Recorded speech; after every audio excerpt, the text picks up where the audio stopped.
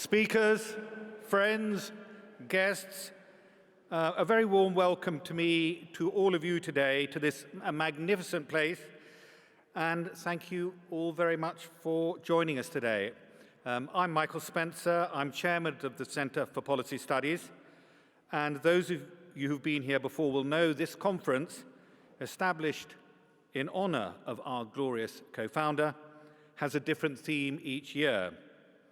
And when we were thinking about this year's event, there was really only one option, because it speaks to the most fundamental problem this country faces today.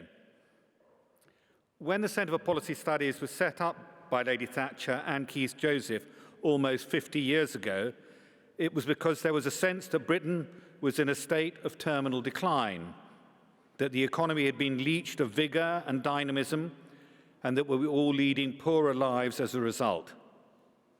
In many ways, our lives today are immeasurably better, thanks in large part to the policies advocated over the years by the CPS. But our growth problems have, if anything, got worse. Even before the pandemic, GDP growth per capita had been falling decade after decade since the 1990s. Now, in the wake of the pandemic, we face the prospect of another recession and of further tax rises and spending cuts to balance the books. We all know these are tough times, but I don't want to leave you all feeling bloody miserable today. Instead, I want you to feel like I feel, optimistic, determined, focused, not just because of the many wonderful policy ideas that the Centre for Policy Studies is coming up with, but because today we have assembled an absolutely outstanding team of business leaders, politicians, and thinkers to come up with the answers. By the time we are through today, ladies and gentlemen, we will have cracked it. And even if we haven't come up with every single solution, at least we'll all be an awful lot wiser about the problems ahead and the solutions. So I'd like to thank you all for coming.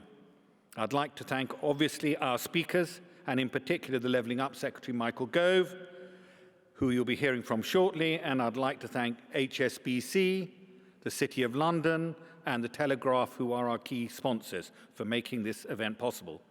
And now I'd like to introduce you to Chris Hayward, the City of London's new policy chairman, who will set out the thinking of the great challenges we all face. Thank you very much.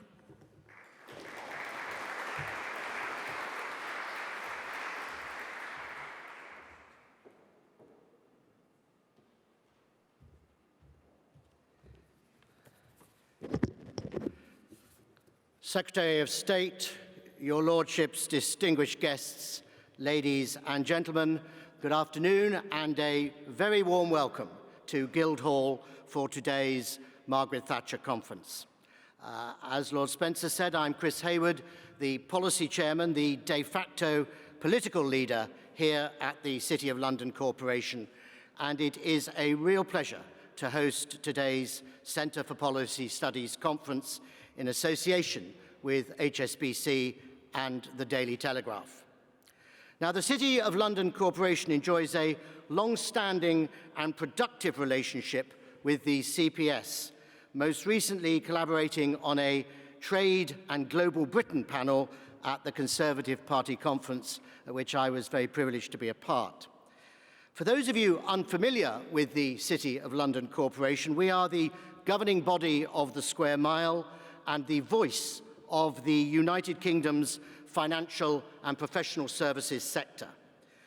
Now, whether we are enjoying the calm waters of economic prosperity or suffering the storms of turmoil, we champion the financial and professional services sector because it is in the national interest that we should do so and for our sector to succeed.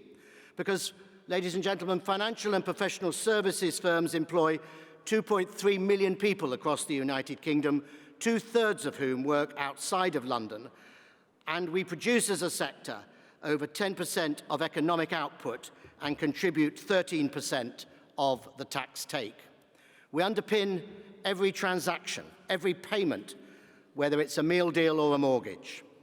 It's therefore vital that now, more than ever, we get the economy right. and we look forward to the Chancellor's autumn statement later this week. Of course, recent conditions have been extremely challenging.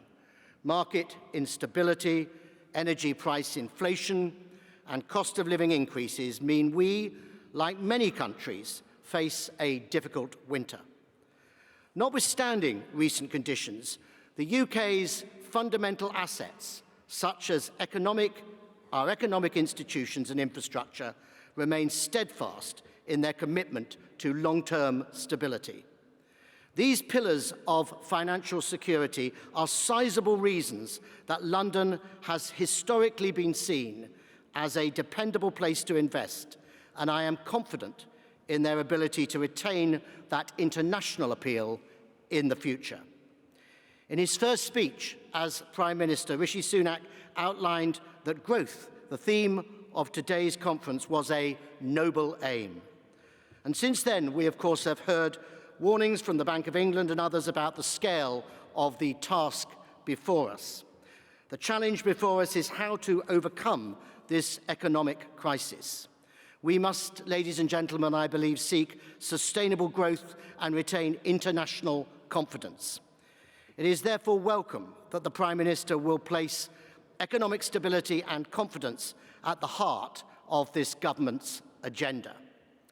Now, gathered in this room today, we have representatives from government and business, public and private sectors, practitioners and policymakers, all of whom play critical roles in our economic development. Collectively, we must utilise today's conference as a chance to find outcomes to overcome these tough economic headwinds and find opportunities for sustainable growth as a vehicle for a more prosperous United Kingdom. Because ultimately, a strong economy allows individual aspiration to be realised, our businesses to develop and our country to flourish. We must therefore embrace this challenge and accept the responsibility of building a stronger, more resilient, more sustainable economy. And the City of London, ladies and gentlemen, stands ready to commit itself to these crucial economic aspirations. Thank you very much indeed. Enjoy the conference, and I'd now like to invite Ian Stuart, the CEO of HSBC UK, to say a few words. Thank you very much.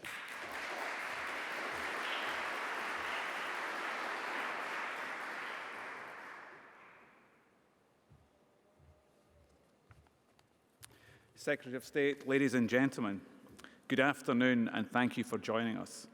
Is it really 12 months since we were here in this amazing hall discussing the economic outlook in the UK? Not much has happened over the last 12 months. What a pleasure it is to see so many of you here in person to discuss the critical challenge facing all of us, whether in the public or private sector, supporting growth across the UK. Let me offer some brief reflections on the drivers of investment and growth before I make way for the Secretary of State for Levelling Up, Housing and Communities.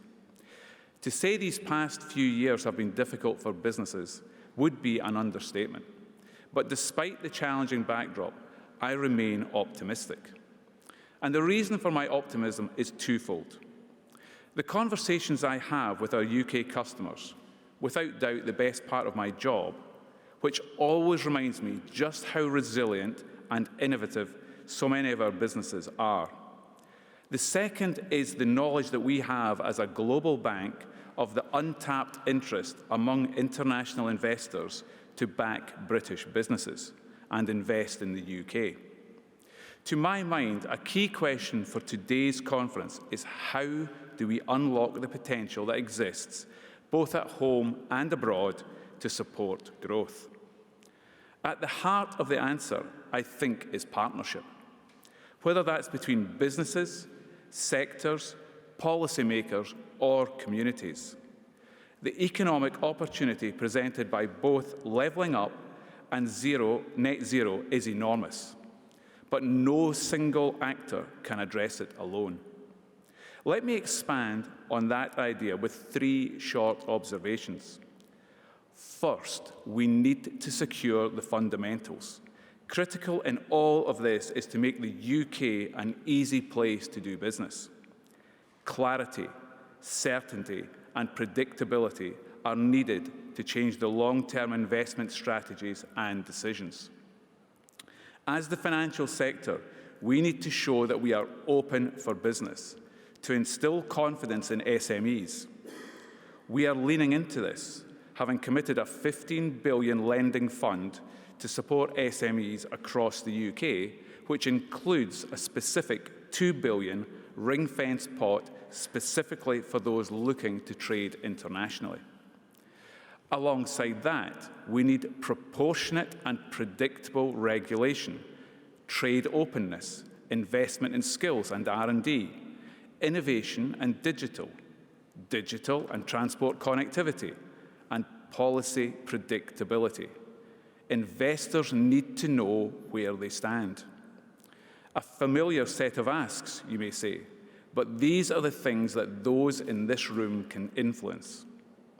Secondly, we all need to be innovative in building partnerships with global institutional investors, whether that be through long-term relationship building, deal brokerage, clarity on the investable projects, which invariably sit one level below the headline strategies of levelling up a net zero transition. Principally, we must engage. It's why initiatives like the Investment Atlas, which is essentially a marketing brochure for the UK's investable projects, is so important and should be a living document. HSBC will play our part in welcoming international business and investment to all parts of the UK, while also backing our own exporters to grow around the world and drawing attention to the opportunities created by trade agreements. But please remember, this is a competitive market. We must compete. The third point, I'd suggest we need a clear, singular brand UK proposition to present to investors. A one front door into central government for major strategic FDI. This would simplify for UK investors.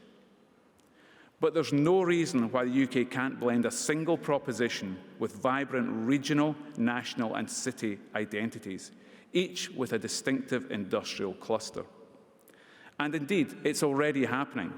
Look at the work of Ben Houchin in the Tees Valley or Andy Street in the West Midlands. Both are attracting significant inward investment into sustainable technologies that will support jobs and growth in their local areas. But in order to truly address regional inequalities, we need to look properly at planning reform and invest in new housing, skills and transport. In closing, while many of these issues are not new, the scale of the challenge is as great as any time in recent memory.